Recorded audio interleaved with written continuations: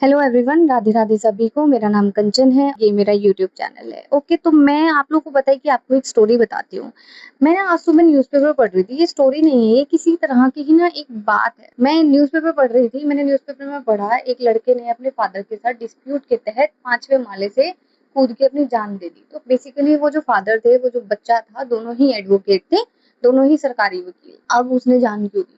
क्योंकि बचपन में वो फ्रिज में से कोई चीज चुरा के खा रहा था, जिसकी वजह से उसके फादर साहब ने उसे नंगा करा और उसे बहुत मारा। और वो ट्रॉमा आज तक उसके दिमाग में है कि भैया मैं खाने की ही तो चीज ले रहा था अपने घर के फ्रिज में से।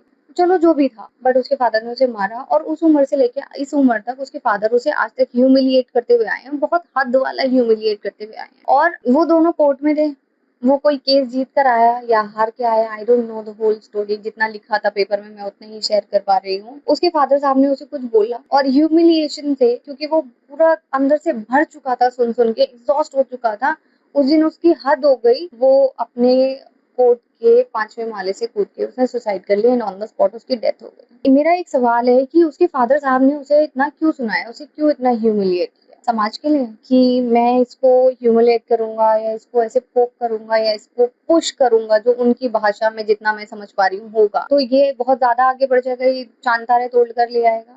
कोई लाया है चांद तारे तोड़कर? मैं आप लोग को एक बात बताना चाहती हूँ कि हमारे समाज के साथ ना एक छोटा सा एक है, आई डोंट नो हाउ, किसका लड़का किसकी लड़की को मारा है, किसकी लड़की से मिलने कौन लड़का आता है, किसकी बहू का कहाँ चक्कर चल रहा है, किसके लड़के के कहाँ लफड़े चल रहे हैं, किसकी बेटी को दहेज के लिए जला दिया गया है। सब कुछ समाज को पता होता है। समाज को बस ये नहीं पता होता कि इन सब चीजों को इग्नोर कैसे करना, अपने काम से मतलब कैसे रखना है। मेरे ऑफिस में एक सर हुआ करते थे। कोविड के टाइम पे उनके फादर की उनके बड़े भाई की बहुत ज्यादा तबियत खराब हुई और वो कोरोना में पीछे अपने भाई को डाल के गाड़ी में और आगे खुद ड्राइव करते हुए अस्पताल अस्पताल घूम रहे थे। बड़े मतलब बहुत पैनिक था।